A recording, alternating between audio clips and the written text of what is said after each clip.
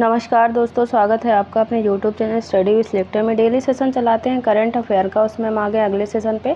आज जो हमारा सेशन होगा वो होगा 12 अगस्त का सेशन। हमारा डेली का सेशन होता है, उसमें हम आपको जो करंट के ऑब्जेक्टिव टाइप के क्वेश्चन होते हैं वो करवाते हैं। एक क्वेश्चन जो लास्ट वीडियो में आपसे पूछते हैं उसका आंसर देते हैं। एक क्वेश्चन डेली आपसे पूछते हैं जिसका आंसर आपको हमें कमेंट बॉक्स में देना होता है। हमारा डेली का सेशन होता है। आज नया सेशन होगा हमारा, वो होगा 12 अगस्त का सेशन।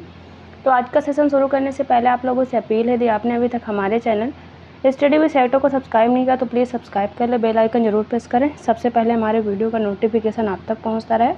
आपको हमारा वीडियो पसंद आए तो वीडियो को लाइक करें, दोस्तों तक जरूर शेयर करें। चलिए शुरू करते हैं आज का सेशन। देखते हैं पहला क्वेश्चन क्या कह रहा है। कह रहा है हाल ही में राष्ट्रीय शेर दिवस कब मनाया गया। हाल ही में राष्ट्रीय शेर दिवस कब मनाया गया है। करेक्ट आंसर हमारा ऑप्शन डी हो जाएगा। अभी हाल ही में 10 अगस्त को राष्ट्रीय शेर दिवस मनाया गया है, तो करेक्ट आंसर ऑप्शन डी हो जाएगा। 10 अगस्त विश्व शेर दिवस 10 अगस्त को मनाया जाएगा। विश्व शेर दिवस पहली बार 2013 में मनाया गया था। कब? 2013 में पहली बार मनाया गया था, जिसकी शुरुआत फ्लोरिडा जो यूएसए में एक वन्य जीव अभ्यारण्य बिग कैट रेस्क्यू द्वारा की गई थी। इस दिन की शुरुआत घटती शेर की आबादी की ओर ध्यान आकर्षित करने और उनके संरक्षण में मदद करने वाले कार्य हैं उसको बढ़ावा देने के लिए की गई थी। तो कब की गई थी? 2013 में पहली बार मनाया गया था विश्व शेर दिवस। हर साल 10 अगस्त को मनाया जाता है। अब देख लेते हैं अगस्त के हमारे कुछ दिवस है, उनको रिवाइज कर लेते हैं। राष्ट्रीय पर्वतारोहण दिवस मनाया जाता है 1 अगस्त को। विश्व फिनटेक दिवस 1 अगस्त को। दादरा एवं नगर हवेली दिवस 2 अगस्त को। राष्ट्रीय हृदय प्रत्यारोपण दिवस 3 अगस्त को मनाया जाता है। अमेरिकी तटरक्षक दिवस 4 अगस्त को। हिरोशिमा दिवस मनाया जाता है 6 अगस्त को। राष्ट्रीय हथकरघा दिवस मनाया जाता है 7 अगस्त को। अंतर्राष्ट्रीय बिल्ली दिवस 8 अगस्त को। विश्व आदिवासी दिवस 9 अगस्त को। और 10 अगस्त को ही विश्व जैव ईंधन दिवस मनाया जाता है और 10 अगस्त को विश्व शेर दिवस भी मनाया जाता है। आगे बढ़ते हैं। अगला क्वेश्चन कह रहा है हाल ही में देश का पहला राइस एटीएम कहाँ लॉन्च किया गया है। देश का पहला राइस एटीएम अभी हाल ही में कहाँ पर लॉन्च किया गया है। करेक्ट आंसर हमारा क्या हो जाएगा? Option A. अभी हाल ही में ओडिशा में देश का पहला राइस एटीएम लॉन्च किया गया है, तो करेक्ट आंसर हमारा ऑप्शन ए हो जाएगा। ओडिशा की बात करें, राजधानी भुवनेश्वर है। स्थापना दिवस है 1 अप्रैल 1936। यहाँ के जो गवर्नर हैं रघुवर दास और यहाँ के सीएम कौन है? मोहन चरण मांझी जो है यहाँ के सीएम है। ओडिशा के सीएम है मोहन चरण मांझी। ओडिशा ने भुवनेश्वर में अपना पहला राइस एटीएम लॉन्च किया है, जिसे राशन कार्ड धारकों को चावल उपलब्ध कराने के लिए डिज़ाइन किया गया है। भुवनेश्वर के मंचेश्वर इलाके में स्थित इस नई सुविधा से लाभार्थी मशीन से 25 किलो चावल प्राप्त कर सकेंगे। राइस एटीएम चावल की जो धोखाधड़ी और डीलरों पर निर्भरता को कम करने की दिशा में एक कदम है, क्योंकि यह चावल प्राप्त करने का एक अधिक सीधा तरीका प्राप्त करता है। तो कहाँ पर? ओडिशा के भुवनेश्वर के मंचेश्वर इलाका जो है वहाँ पर पहला राइस एटीएम की अभी हाल ही में शुरुआत की गई है। अगला क्वेश्चन देखते हैं। कह रहा है हाल ही में राष्ट्रपति द्रौपदी मुर्मू को किस देश के सर्वोच्च सम्मान से सम्मानित किया गया है। राष्ट्रपति द्रौपदी मुर्मू को किस देश के सर्वोच्च सम्मान से सम्मानित किया गया है, तो करेक्ट आंसर क्या हो जाएगा? ऑप्शन बी हो जाएगा।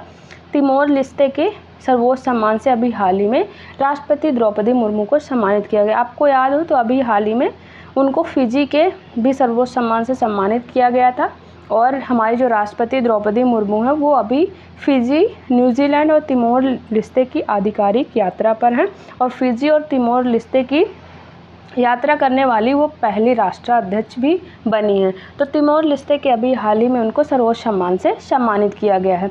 अब तिमोर लिस्ते की बात करें, राजधानी क्या है यहाँ की? दिल्ली है और मुद्रा है यहाँ की अमेरिकी डॉलर। अमेरिकी डॉलर यहाँ की मुद्रा है। न्यूजीलैंड की राजधानी वेलिंगटन और यहाँ की मुद्रा क्या है? न्यूजीलैंडियन डॉलर। मालदीव की राजधानी माले और यहाँ की मुद्रा है रुपया। रूस की राजधानी मास्को और मुद्रा यहाँ की क्या है? रूबल है। राष्ट्रपति द्रौपदी मुर्मू को जो तिमोर लिस्ते है देश के सर्वोच्च नागरिक सम्मान, उसका नाम क्या है? Grand collar of the order of Timor Leste से सम्मानित किया गया है। यह पुरस्कार उनको सार्वजनिक सेवा में उनकी उपलब्धियों और शिक्षा, सामाजिक कल्याण और महिला सशक्तिकरण के प्रति समर्पण के लिए दिया गया है। इससे पहले राष्ट्रपति द्रौपदी मुर्मू को जो फिजी के राष्ट्रपति हैं उनके द्वारा फिजी का सर्वोच्च सम्मान जिसका नाम क्या था, companion of the order of Fiji से सम्मानित किया गया। तो ये नाम याद रखना जरूरी होता है, companion of the order of Fiji, ये फिजी का सर्वोच्च सम्मान है। Grand collar of the order of Timor Leste, इस दोनों सम्मान से अभी हाल ही में राष्ट्रपति द्रौपदी मुर्मू को सम्मानित किया गया है। अगला क्वेश्चन देखते हैं, कह रहा है हाल ही में किसे पुडुचेरी का उपराज्यपाल नियुक्त किया गया है, किसे पुडुचेरी का उपराज्यपाल नियुक्त किया गया है। करेक्ट आंसर क्या हो जाएगा, ऑप्शन बी हो जाएगा। अभी हाल ही में के कैलाशनाथन को पुडुचेरी का उपराज्यपाल नियुक्त किया गया है। किसके स्थान पर, जो सीपी राधाकृष्णन है उनको अतिरिक्त प्रभार दिया गया था यहाँ का पुडुचेरी का, और उनके स्थान पे के कैलाशनाथन को अभी हाल ही में पुडुचेरी का उपराज्यपाल नियुक्त किया गया। उन्होंने इस पद की अभी हाल ही में शपथ ली है। गुजरात कैडर के सेवानिवृत्त IAS अधिकारी के कैलाशनाथन ने पुडुचेरी के उपराज्यपाल के रूप में अभी हाल ही में शपथ ली है। आगे बढ़ते हैं, अगला क्वेश्चन देखते हैं, कह रहा है हाल ही में किस राज्य में मानव हाथी संघर्ष को कम करने के लिए हाथी ऐप लॉन्च किया गया है। किस राज्य में मानव हाथी संघर्ष को कम करने के लिए हाथी ऐप लॉन्च किया गया है। तो हमारा करेक्ट आंसर ऑप्शन सी हो जाएगा। अभी हाल ही में असम में मानव हाथी संघर्ष को कम करने के लिए हाथी ऐप लॉन्च किया गया है। हाँ, असम की बात करें तो राजधानी यहाँ की क्या है, दिसपुर, और स्थापना दिवस है 26 जनवरी 1950। यहाँ के जो गवर्नर अभी हाल ही में बने हैं लक्ष्मण प्रसाद आचार्य। लक्ष्मण प्रसाद आचार्य यहाँ के गवर्नर, यहाँ के CM हैं हेमंत बिस्वा शर्मा। पूर्वोत्तर क्षेत्र में बढ़ते मानव हाथी संघर्ष को कम करने के लिए एक प्रमुख जैव विविधता संरक्षण संगठन आरण्यक को 2 अभिनव पहल शुरू करने जा रहा है। पहला क्या है, ये हाथी ऐप, और दूसरा है सोलर फेंस मैनुअल। हाथी ऐप एक मोबाइल एप्लीकेशन ग्रामीणों को उनके आसपास जंगली हाथियों की उपस्थिति के बारे में सचेत करने के लिए एक प्रारंभिक चेतावनी प्रणाली के रूप में काम करेगा, जिससे उन्हें नकारात्मक बातचीत से बचने में मदद मिलेगी। यह ऐप जंगली हाथियों द्वारा किए गए नुकसान के लिए मुआवजे के दावों को भी सुविधा प्रदान करेगा। तो अभी हाल ही में असम में इसको लॉन्च किया गया है, जो मानव हाथी उनके बीच में संघर्ष है उसके लिए सचेत करने के लिए। अगला क्वेश्चन कह रहा है हाल ही में किसे बेटी बचाओ बेटी पढ़ाओ का ब्रांड एम्बेसडर नियुक्त किया गया। किसे बेटी बचाओ बेटी पढ़ाओ का ब्रांड एम्बेसडर नियुक्त किया गया है। करेक्ट आंसर हमारा ऑप्शन बी हो जाएगा, मनु भाकर। इनको अभी हाल ही में बेटी बचाओ बेटी पढ़ाओ का ब्रांड एम्बेसडर नियुक्त किया गया है। मनु भाकर को आप सब जानते ही हैं, इन्होंने अभी हाल ही में पेरिस ओलंपिक 2024 में 2 ब्रांज मेडल जीते हैं और एक ही संस्करण में 2 मेडल जीतने वाली पहली ये खिलाड़ी भी बनी है। और भारत ने कुल कितने पदक जीते हैं, भारत ने कुल 6 पदक जीते, जिसमें से 5 कांस्य पदक हैं और 1 सिल्वर यानी रजत पदक है और 5 कांस्य पदक, टोटल 6 पदक अभी भारत ने पेरिस ओलंपिक 2024 में जीते और मनु भाकर ने 2 पदक अपने नाम किए। रेसलिंग में केवल 1 जो पदक अभी हाल ही में जीता है वो कौन है, अमन सहरावत जो है उन्होंने जीता है सबसे कम उम्र में। पेरिस ओलंपिक 2024 में देश का नाम रोशन करने वाली हरियाणा की बेटी मनु भाकर को बेटी बचाओ बेटी पढ़ाओ का ब्रांड एम्बेसडर बनाया जाएगा। इस बात की घोषणा किसने की, हरियाणा के परिवहन महिला तथा बाल विकास मंत्री असीम गोयल नन्योला ने की है। तो जो हरियाणा के परिवहन और महिला बाल विकास मंत्री उन्होंने अभी हाल ही में इसकी घोषणा की है।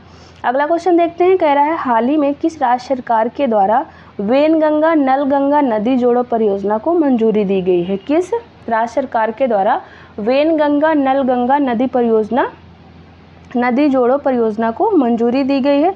करेक्ट आंसर क्या हो जाएगा, ऑप्शन बी हो जाएगा, महाराष्ट्र गवर्नमेंट के द्वारा अभी हाल ही में वेनगंगा नलगंगा नदी जोड़ो परियोजना को मंजूरी दी गई है। महाराष्ट्र की बात करें तो राजधानी क्या है, महाराष्ट्र की राजधानी मुंबई। स्थापना दिवस 1 मई 1960। यहाँ के जो गवर्नर है CP राधाकृष्णन अभी हाल ही में नियुक्त हुए हैं और यहाँ के CM कौन है, एकनाथ शिंदे।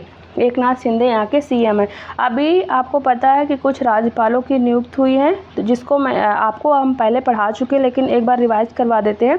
तो असम के अभी हाल ही में राज्यपाल कौन बने हैं, लक्ष्मण प्रसाद आचार्य बने। मेघालय के बने हैं CH विजय शंकर। सिक्किम के बने हैं ओम प्रकाश माथुर। कौन बने, ओम प्रकाश माथुर बने हैं। और मणिपुर का अतिरिक्त प्रभार किसको दिया गया है, जो असम के गवर्नर लक्ष्मण प्रसाद आचार्य को ही दिया गया है। और पंजाब के गवर्नर कौन बने हैं, गुलाब चंद कटारिया बने हैं। झारखंड के बने हैं संतोष गंगवार और छत्तीसगढ़ के बने हैं रामेन डेका। रामेन डेका जो है छत्तीसगढ़ के गवर्नर बने हैं। राजस्थान के बने हरिभाऊ किशन राव बागड़े। हरिभाऊ किशन राव बागड़े अभी हाल ही में राजस्थान के गवर्नर बनाए गए हैं। सीपी राधाकृष्णन जो है वो महाराष्ट्र के बने हैं। और तेलंगाना के गवर्नर कौन बने हैं? जिष्णुदेव वर्मा। जिष्णुदेव वर्मा बने हैं। और चंडीगढ़ के अतिरिक्त प्रभार दिया गया प्रशासक का किसको? गुलाब चंद कटारिया जो है अतिरिक्त नहीं, इनको यहाँ का प्रशासक बनाया ही गया और अतिरिक्त प्रभारी है और इनको पंजाब का गवर्नर बनाया गया है और चंडीगढ़ का अतिरिक्त प्रभार भी इनको प्रशासक का दिया गया है। तो ये कुछ नए राज्यपाल थे जिनकी अभी हाल ही में नियुक्त हुई है, जिनका रिवीजन हमने आपको करवा दिया है। आप देख लेते हैं क्वेश्चन था जो हमारा, वेनगंगा नल गंगा जिसको पूरा तापी भी कहते हैं, नदी जोड़ो परियोजना से विदर्भ क्षेत्र के महाराष्ट्र गवर्नमेंट ने मंजूरी दी है। तो पता है आपको, विदर्भ क्षेत्र के 6 जिलों की 3.7 लाख हेक्टेयर भूमि की सिंचाई होगी। परियोजना के अंतर्गत भंडारा जिले के गोसीखुर्द बांध से अतिरिक्त पानी को 426.52 किलोमीटर लंबी संपर्क नहरों का निर्माण करके पश्चिमी विदर्भ के बुल्ढाना जिले के नलगंगा बांध में भेजा जाएगा। वैनगंगा की बात करें तो वैनगंगा जिसे वर्धा नदी के संगम के कारण प्राणहिता भी कहा जाता है, वैनगंगा को प्राणहिता भी कहा जाता है। गोदावरी नदी की एक प्रमुख सहायक नदी है। किसकी? गोदावरी की प्रमुख सहायक नदी है वैनगंगा। इसके तटवर्ती राज्यों में छत्तीसगढ़, मध्य प्रदेश, महाराष्ट्र और तेलंगाना शामिल हैं। नलगंगा है उसको, ये पूर्णा नदी की मुख्य बाएं तट की सहायक नदी है और तापी नदी की एक उप सहायक नदी है। किसकी? डायरेक्ट ये किस में मिलती है? पूर्णा नदी में। और उप सहायक नदी किसकी है? तापी नदी जो है उसकी उप सहायक नदी है। अगला क्वेश्चन देखते हैं, कह रहा है हाल ही में किस राज्य सरकार ने भारत के तीसरे सबसे बड़े बाघ अभयारण्य को मंजूरी दी है? किस राज्य सरकार के द्वारा भारत के तीसरे सबसे बड़े बाघ अभयारण्य को मंजूरी दी गई है? करेक्ट आंसर ऑप्शन ए होगा, छत्तीसगढ़ गवर्नमेंट ने अभी हाल ही में भारत के तीसरे सबसे बड़े बाघ अभयारण्य को मंजूरी दी है। करेक्ट आंसर ऑप्शन ए हो जाएगा। छत्तीसगढ़ की बात करें, राजधानी रायपुर है। स्थापना दिवस 1 नवंबर 2000। यहाँ के जो गवर्नर हैं रामेन डेका, रामेन डेका यहाँ के गवर्नर और यहाँ के सीएम कौन है? विष्णुदेव साय यहाँ के सीएम है। छत्तीसगढ़ के सीएम का नाम है विष्णुदेव साय। हाल ही के जो वर्ष हैं उनमें बाघों की संख्या में गिरावट के कारण छत्तीसगढ़ ने 7 अगस्त को एक नए बाघ अभयारण्य को अधिसूचित करने के लिए लंबे समय से लंबित प्रस्ताव को मंजूरी दे दी है, जो देश में तीसरा सबसे बड़ा अभयारण्य होगा बाघ अभयारण्य। गुरु घासीदास तमोर पिंगला टाइगर रिजर्व, नाम क्या है? गुरु घासीदास तमोर पिंगला टाइगर रिजर्व, जो एक मौजूदा राष्ट्रीय उद्यान को वन्यजीव अभयारण्य के साथ एकीकृत करता है। बड़ी बिल्लियों के लिए छत्तीसगढ़ का चौथा रिजर्व है। छत्तीसगढ़ का ये चौथा रिजर्व होगा टाइगर रिजर्व। और देश में बात करें तो देश का तीसरा सबसे बड़ा टाइगर रिजर्व होगा। यह राज्य के 4 उत्तरी जिलों में 2829 वर्ग किलोमीटर जो क्षेत्र है उसमें फैला हुआ है। जुलाई 2023 में एक राष्ट्रीय बाघ संरक्षण प्राधिकरण की रिपोर्ट के अनुसार छत्तीसगढ़ में बाघ की आबादी 2014 में 46 से घटकर 2022 में 17 तक हो जाएगी, 17 तक हो गई है। इतनी घटी, इसकी वजह से उन्होंने ये जो प्रस्ताव था उसको अभी हाल ही में पारित कर दिया है। अगला क्वेश्चन कह रहा है हाल ही में पाइन लैब्स के सेतु ने किसके सहयोग से यूपीआई सेतु को लॉन्च किया है? किसने? पाइन लैब्स के सेतु ने किसके सहयोग से यूपीआई सेतु को लॉन्च किया है? करेक्ट आंसर ऑप्शन बी हो जाएगा, एक्सिस बैंक के सहयोग से अभी हाल ही में पाइन लैब्स के सेतु ने यूपीआई सेतु लॉन्च किया है। करेक्ट आंसर ऑप्शन बी हो जाएगा। पाइन लैब्स के स्वामित्व वाली सेतु ने एक्सिस बैंक के साथ मिलकर यूपीआई सेतु लॉन्च किया है, जो व्यवसाय और डेवलपर्स के लिए यूपीआई भुगतान को बढ़ाने के लिए डिज़ाइन किया गया एक प्लेटफॉर्म है। यूपीआई सेतु क्यूआर कोड भुगतान, ऑटो पे, ईएमआई विकल्प और थर्ड पार्टी वैलिडेशन सहित विभिन्न यूपीआई सेवाएं प्रदान करता है। पाइन लैब्स के सीईओ बी अमरीक राव ने यूपीआई के विकास को गति देने और एकीकृत भुगतान समाधानों की बढ़ती मांग को पूरा करने के लिए प्लेटफॉर्म की क्षमता पर जोर दिया है। तो एक्सिस बैंक के साथ अभी हाल ही में मिलकर यूपीआई सेतु लॉन्च किया है। पाइन लैब्स के स्वामित्व वाली जो सेतु है उसने लॉन्च किया है। अगला क्वेश्चन देखते हैं, कह रहा है हाल ही में बोइंग कंपनी के ने अपना नया सीईओ किसे नियुक्त किया है। बोइंग कंपनी ने अभी हाल ही में अपना नया सीईओ किसे नियुक्त किया है। करेक्ट आंसर क्या हो जाएगा, ऑप्शन सी हो जाएगा, कैली आर्टबर्ग को अभी हाल ही में बोइंग कंपनी ने अपना नया सीईओ नियुक्त किया है। बात करें बोइंग कंपनी की, तो ये कंपनी जो है एक अमेरिकी बहुराष्ट्रीय निगम है जो दुनिया भर में हवाई जहाज़, रोटरक्राफ्ट, रॉकेट, उपग्रह और मिसाइलों को डिजाइन करता है और बेचता है। तो ये अमेरिकी बहुराष्ट्रीय निगम है। इसके वर्तमान में सीईओ कौन बनाए गए हैं, कैली आर्टबर्ग अभी हाल ही में इसके नए सीईओ बनाए गए हैं। अगला क्वेश्चन देखते हैं, कह रहा है हाल ही में यूनिसेफ और किस राज्य सरकार ने पिता को स्तनपान में शामिल करने के लिए साझेदारी की है। यूनिसेफ और किस राज्य सरकार ने पिता को स्तनपान में शामिल करने के लिए साझेदारी की है। करेक्ट आंसर ऑप्शन ए हो जाएगा। अभी हाल ही में पश्चिम बंगाल और यूनिसेफ ने पिता को स्तनपान में शामिल करने के लिए साझेदारी की है। अब बात कर लेते हैं पश्चिम बंगाल की। तो राजधानी क्या है, कोलकाता, और स्थापना दिवस है 26 जनवरी 1950। यहाँ के जो गवर्नर सीवी आनंद बोस और यहाँ की सीएम कौन है, ममता बनर्जी। पश्चिम बंगाल सरकार और यूनिसेफ ने मिलकर पिताओं को नई माताओं के बीच स्तनपान को बढ़ावा देने में सक्रिय भूमिका निभाने के लिए प्रोत्साहित किया है। पश्चिम बंगाल सरकार, महिला एवं बाल विकास तथा समाज कल्याण विभाग स्तनपान समर्थन में पिताओं के शामिल करने के लिए यूनिसेफ के साथ साझेदारी कर रहा है। आगे बढ़ते हैं। अगला क्वेश्चन कह रहा है हाल ही में राजनयिक संबंधों को मजबूत करने के लिए कहाँ भारत वाणिज्य दूतावास खोलेगा। राजनयिक संबंधों को मजबूत करने के लिए भारत कहाँ पर वाणिज्य दूतावास खोलेगा। करेक्ट आंसर क्या हो जाएगा, ऑप्शन बी, ऑकलैंड में। ये न्यूजीलैंड का सबसे बड़ा नगर है। यहाँ पर जो है अभी हाल ही में जो राष्ट्रपति हमारे दौरे पे गई हुई है न्यूजीलैंड, उन्होंने इसकी घोषणा की है कि भारत वहाँ पर वाणिज्य दूतावास खोलेगा। तो करेक्ट आंसर ऑप्शन बी हो जाएगा, ऑकलैंड। राष्ट्रपति द्रौपदी मुर्मू ने कहा है कि न्यूजीलैंड के साथ राजनयिक संबंधों को और मजबूत करने और प्रवासी भारतीयों की सुविधा के लिए भारत जल्द ही ऑकलैंड में एक वाणिज्य दूतावास खोलेगा। न्यूजीलैंड में भारतीय उच्चायोग कहाँ पर है, वेलिंगटन, जो वहाँ की राजधानी है, वहाँ पर भारतीय उच्चायोग है। न्यूजीलैंड की आबादी में भारतीय मूल के कितने प्रतिशत लोग हैं, 6% लोग जो है भारतीय मूल के वहाँ पर रहते हैं। अगला क्वेश्चन कह रहा है स्वास्थ्य और परिवार कल्याण मंत्रालय के अनुसार शवदाताओं के अंगदान में देश का शीर्ष राज्य कौन सा है। जो स्वास्थ्य और परिवार कल्याण मंत्रालय है उसके अनुसार शवदाताओं के अंगदान में देश का शीर्ष राज्य कौन सा है। करेक्ट आंसर ऑप्शन ए हो जाएगा, तेलंगाना जो है वो शवदाताओं के अंगदान में शीर्ष स्थान पे है। तेलंगाना की बात करें, राजधानी हैदराबाद है, स्थापना दिवस है 2 जून 2014। यहाँ के जो गवर्नर हैं जिष्णुदेव वर्मा यहाँ के गवर्नर। यहाँ के सीएम कौन है, रेवंत रेड्डी जो है यहाँ के सीएम का नाम। तेलंगाना को शव अंगदान और प्रत्यारोपण के लिए सर्वश्रेष्ठ राज्य के रूप में मान्यता दी गई है। केंद्रीय स्वास्थ्य और परिवार कल्याण मंत्रालय ने दिल्ली में तेलंगाना के जीवन दान कार्यक्रम के सदस्यों को यह पुरस्कार प्रदान किया है। अगला क्वेश्चन देखते हैं, कह रहा है हाल ही में आरबीआई की मौद्रिक नीति समिति ने रेपो रेट कितनी निर्धारित की है। जो आरबीआई की मौद्रिक नीति समिति है उसने रेपो रेट कितनी निर्धारित की है। करेक्ट आंसर ऑप्शन बी हो जाएगा, 6.50। लगातार 9वीं बार जो है आरबीआई ने अपनी रेपो रेट जो है उसको अपरिवर्तित रखा है और 6.50% ही उसको बनाए रखा है।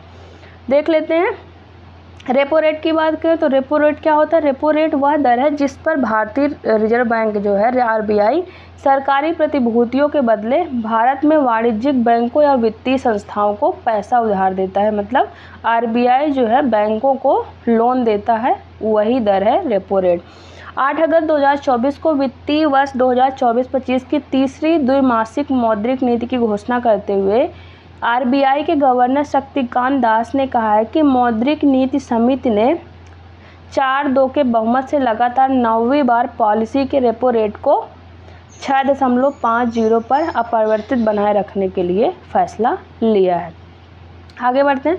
अगला क्वेश्चन कह रहा है हाल ही में जारी सॉवरेन वेल्थ फंड इंस्टीट्यूट की सबसे अमीर केंद्रीय बैंकों की सूची में आरबीआई को कौन सा स्थान मिला है। सॉवरेन वेल्थ एंड इंस्टीट्यूट की सबसे अमीर केंद्रीय बैंकों की सूची में आरबीआई को कौन सा स्थान मिला है। करेक्ट आंसर क्या हो जाएगा हमारा, ऑप्शन बी हो जाएगा। कौन सी रैंक मिली है, 12वीं रैंक है, आरबीआई की रैंक है 12वीं। तो करेक्ट आंसर ऑप्शन बी हो जाएगा। सॉवरेन वेल्थ फंड इंस्टीट्यूट के हालिया आंकड़ों के अनुसार संयुक्त राज्य अमेरिका का फेडरल रिजर्व बैंक सिस्टम जो है 7.84 ट्रिलियन डॉलर की संपत्ति के साथ दुनिया का सबसे अमीर केंद्रीय बैंक है और भारत का रिजर्व बैंक जो है दुनिया भर में 12वें स्थान पे है। पहले स्थान पे कौन है, अमेरिका का फेडरल रिजर्व बैंक। दूसरे स्थान पे बात करें तो पीपल्स बैंक ऑफ चाइना है दूसरे स्थान पे। तीसरे स्थान पे है बैंक ऑफ जापान। तो पहले पे अमेरिका का बैंक है, दूसरे में पीपल्स ऑफ चाइना, तीसरे पे है जापान का बैंक ऑफ जापान। चौथे में है डाइचे बुंडेस बैंक, जर्मनी का बैंक है डाइचे बुंडेस बैंक। पाँचवें स्थान पे बैंक ऑफ फ्रांस जो है वो 5वें स्थान पे है। छठवें स्थान पे है नार्जेस बैंक, नॉर्वे का है। और 7वें पे है बैंक ऑफ इटली, 8वें पे है बैंक ऑफ इंग्लैंड और 9वें पे है बैंक ऑफ स्पेन और 10वें पे है स्विस नेशनल बैंक जो स्विट्जरलैंड का बैंक है। ये 10 देश हैं और पहले स्थान पे अमेरिका का फेडरल बैंक है, दूसरे पे चाइना का बैंक है, तीसरे पे कौन है, जापान का। और हमारा जो रिजर्व बैंक ऑफ इंडिया है उसको 12वीं रैंक दी गई है। इस तरह से जो हमारे ऑब्जेक्टिव टाइप के क्वेश्चन होते हैं वो ख़त्म होते हैं। अब एक क्वेश्चन जो डेली आपसे पूछते हैं जिसका आंसर आपको हमें कमेंट बॉक्स में देना होता है। तो क्वेश्चन देख ले। तो क्वेश्चन कह रहा है हाल ही में भारत और किस देश ने अपना विदेश कार्यालय परामर्श आयोजित किया है। भारत और किस देश ने अपना विदेश कार्यालय परामर्श आयोजित किया है। Option A France, option B Zambia, option C Australia या ऑप्शन डी जापान। तो इसका आंसर आप हमें कमेंट बॉक्स में ज़रूर दें। अब एक क्वेश्चन जो लास्ट वीडियो में आपसे पूछे थे उसका आंसर देख लेते हैं। क्वेश्चन था हाल ही में किसे पहले विज्ञान रत्न पुरस्कार से सम्मानित किया गया है। किसे पहले विज्ञान रत्न पुरस्कार से सम्मानित किया गया है। आंसर हो जाएगा गोविंद राजन पद्मनाभन जो हैं उन्हें जो है अभी हाल ही में पहले विज्ञान रत्न पुरस्कार से सम्मानित किया गया है। इस तरह जो हमारा डेली का सेशन होता है वो ख़त्म होता है और डिस्क्रिप्शन में हमारे टेलीग्राम चैनल का लिंक दिया है, वहाँ से आप हमारे टेलीग्राम चैनल को ज़रूर ज्वाइन करें। वहाँ पर आपको डेली सेशन की PDF आपको फ्री में अवेलेबल रहेगी, साथ में सारे क्वेश्चन के आंसर रहते हैं जिससे आपको रिवीजन में आसानी होगी। तो आप हमारे टेलीग्राम चैनल को ज़रूर ज्वाइन करें। जाने से पहले आप लोगों से अपील है, यदि आपने अभी तक हमारे चैनल स्टडी विद सेक्टर को सब्सक्राइब नहीं किया तो प्लीज़ सब्सक्राइब कर ले, बेल आइकन जरूर प्रेस करें जिससे सबसे पहले हमारे वीडियो का नोटिफिकेशन आप तक पहुँचता रहे। आपको हमारा वीडियो पसंद आए तो वीडियो को लाइक करें, दोस्तों तक जरूर शेयर करें। चलिए मिलते हैं आपसे नेक्स्ट वीडियो में, तब तक के लिए थैंक यू।